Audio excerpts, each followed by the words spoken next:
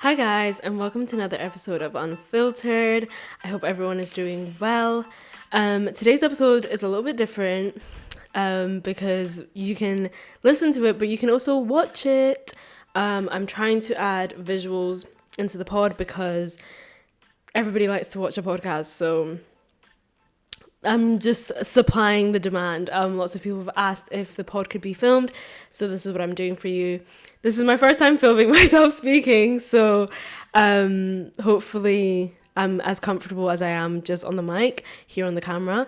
Today's episode is about how your suppression is leading to your depression. Now, let me just break that statement down a little bit because it's a bit loaded. By your suppression, I basically mean you hyperfixating on how you're perceived and hyperfixating on being liked and presenting yourself in a way that's appealing to the masses is actually leading to your depression. Why? Because you're suppressing who you are. Your people-pleasing nature is the reason that you're depressed. That's basically what I want to talk about today and break down a little bit. I am a recovering people pleaser. Recovering because recovering is a long, long journey. But I was thinking just about people that I know and society in general. And I feel as though mechanisms within society, as well as ourselves, are just continuously forcing us to suppress who we actually are. I'll give you an example of mechanisms within society. The biggest one being the workplace. Obviously, in the workplace, you cannot show up as your full self. And I think that's absolutely fine. I think you should play certain roles. We play roles as friends, as sisters, as brothers, as husbands and wives, and girlfriends and boyfriends, and whatever. And you also play a role as an employee, a manager, whatever. I do think that level of suppression is healthy and it's fine. But the rest of society is now becoming another tool to suppress us even more. And one of the biggest things that are suppressing us is political correctness, especially Gen Z PC culture. Now, if you're a millennial, you're probably not listening to this if you're a millennial. I think my audience is mainly Gen Zs. But as Gen Zs, we have done such a good job at suppressing one another and policing one another in terms of speech and thoughts and ideas. We're always like, oh, you can't say that, and oh, you can't do accents anymore, and you can't do this, and you can't do that. And all of this might seem like, oh, we're just creating a fairer and better world, but in a way it is a form of suppressing someone's identity, suppressing someone's thoughts, and that constant suppression is leading to depression. Just to reiterate the point again, our hyperfixation on being perceived in a positive light, especially now that we have digital adverts, aka Instagram, TikTok, we're so concerned about our perception, about our digital footprint. So we're suppressing who we actually are so that we are perceived in a positive way. And this constant suppression is the reason so many of us are depressed. To break it down, you're suppressing who you are in your workplace naturally because, boundaries and order. Then you're suppressing yourself because PC culture and you don't want to get cancelled. So you're not actually saying what's on your mind. Then you're suppressing part of yourself because you're super hyper fixated in how you're being perceived and how you want people to perceive you in a positive light, that you're only going to post certain things or you're only going to have certain posts on your Instagram because that's what people like. All of those things double down with other forms of suppression are the reason why we're living in the most depressed generation. And I just want to make this episode to kind of make everybody wake up. Obviously, some of the suppression mechanisms that I've just spoke about, like work and PC culture, we don't have much control over those because it's just the fabric of society. But we do have control about how we suppress and govern ourselves. And if we are held captive by people pleasing, of course we're going to be depressed. And I was thinking to myself, why do some people suppress? Why is suppression such a big part of people's way of navigating life? And I thought of 3 reasons why people suppress who they really are. One being embarrassment. And yeah, I kind of get it. If you're embarrassed about who you are, of course you're gonna suppress that, and then you're gonna just be who you want to be perceived as. Another one is keeping up with the Joneses. This is a really old term, but essentially just keeping up with the Kardashians is more relevant. Just trying to be perceived as an it girl or an it boy, or just like in the loop of current culture, that might actually not be who you are, but you're going to suppress that part of yourself just so that you're perceived, you're keeping up with the Joneses, that you look like you're in the know. And then another form of suppression is just straight up delusion. I think we've really normalized Delulu is the Salulu. And we've normalized being delusional. I mean, I think delusion isn't always a bad thing. And that might sound controversial, but delusion is not always a bad thing. But I think when you're delusional to a point that you're suppressing who you actually are, then that's when we actually enter extremely dangerous territories. And I was like looking back at people that I know who I actually thought were really great people, but they suppressed themselves so much. And unfortunately, one of them actually had to be institutionalized because their depression like got so bad that they almost took their own life. Like, it was actually really serious. There was this guy that I was friends with, and he was a compulsive liar, right? And he was constantly putting out a front, constantly suppressing who he actually is in public to be perceived as this like really cool guy. The reality of it was, he was actually a really cool and interesting guy in private. Like, when we were together, he was 100% himself, and that version of him was so cool, but he was suppressing that version of himself because I guess at the time, I mean, we were like 16 when all this happened, that wasn't what was perceived as like normal or cool. So then he suppressed himself, and then this led to such chronic levels of depression that he was institutionalized. And I was just thinking about how this built up of suppression through all of these mechanisms can honestly have such detrimental effects to our mental health, and also just like rob us the joy of living in our truth and like living who we're actually supposed to be.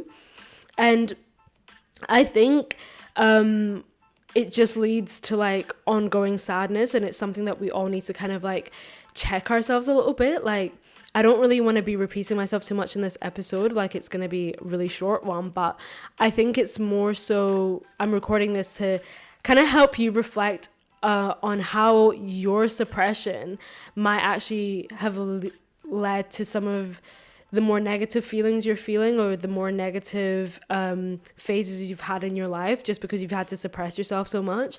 Like, the easiest way I can think about it, like, think about how draining it is to be around people who just don't align with you and like don't align with who you are, but you feel as though, I mean, if you're a people pleaser, obviously this doesn't apply to everybody, mainly this is for my people pleasers, yeah, but then you're like molding yourself to kind of fit in with these people, and then you're suppressing who you are. And then when you go home that day, you're absolutely exhausted by that interaction.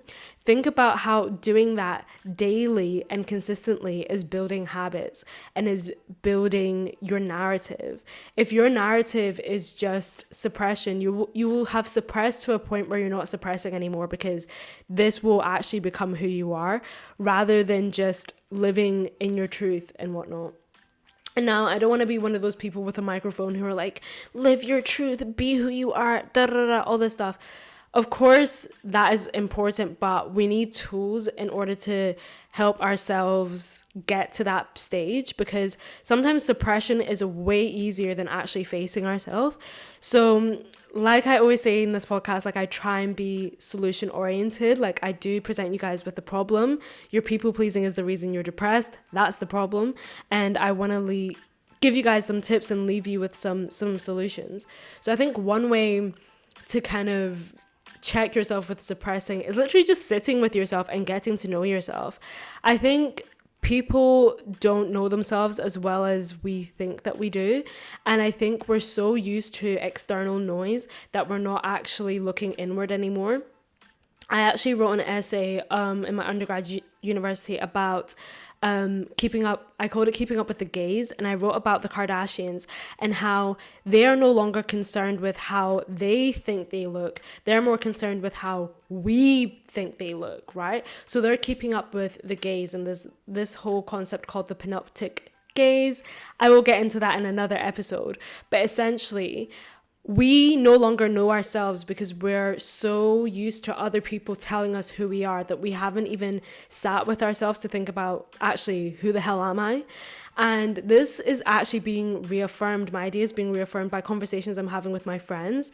Either I'm asking them, what do you think of this? Like, what, and it's like a fundamental part of me, or they're asking me, do you think this about my appearance or about my work? Like, what do you think? And I think we need to do a little bit less of that and a little bit more of internally sitting with ourselves. Newsflash, you guys, there is such a thing as journaling, and it is scientifically proven that when you write something down, you release it. So instead of asking other people for their constant input into how you're perceiving yourself or how you're perceived, actually look inward. And I think that's why one way we can kind of stop this suppression and hyperfixation on being perceived that is leading to our depression. I think that's one mechanism. Another way is surrounding yourself with people that accept you and people who are similar to you. I always say to my friends, like, I'm a certain type of person and I'm a very niche type of person, and like the more you get to know me, you've probably never met anybody like me, and frankly, you've never met anybody like you too, because we're all 100% individual. Obviously, there's people who are extremely similar, but we are all very unique and individual. And I think it's really important to surround yourself with people who accept this uniqueness and individuality, because if you're around people who are consistently suppressing that, then you're going to suppress it within yourself, and then, like I said, ultimately that suppression will lead to depression. So I think your environment is actually really important in helping you undo the mechanisms of suppression. And then finally, I think blocking out the distractions, and like this is like a reoccurring theme on my podcast. I'm always like saying, honestly, if you are somebody who can't handle social media and can't handle like looking at other people or constantly being perceived or whatever, remove yourself. Like, I'm somebody who, I struggle with it sometimes. I think we all do, whether we like to admit it or not.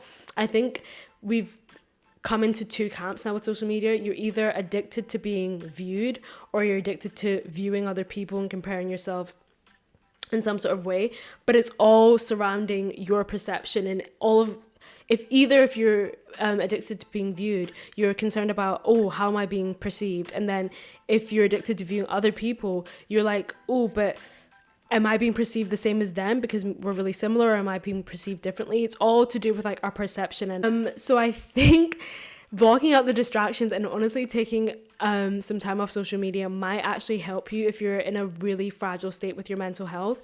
Now, of course, seasonal depression is melting away. Thank goodness.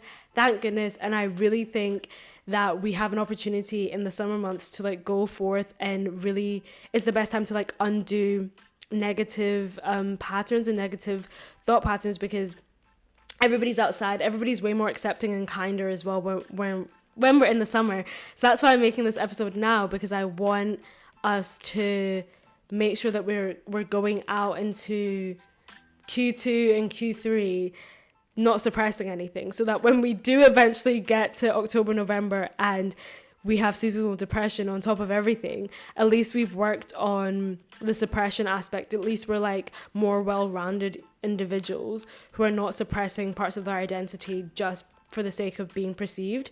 So yeah, I think blocking out the distractions and just like taking even a week off social media and just having that internal dialogue of like, why am I suppressing certain aspects of myself? Is it because these aspects of myself are actually really messed up? Because honey, let's not get it twisted. Maybe some of our thought patterns are really negative and are rooted in homophobia and racism or whatever, and that's all because of conditioning and all this stuff. But I think we need to really take time, look within, and trying to like unravel ourselves so that we stop suppressing. Because if you don't unravel yourself in this form, you will unravel because of all of the built up suppression.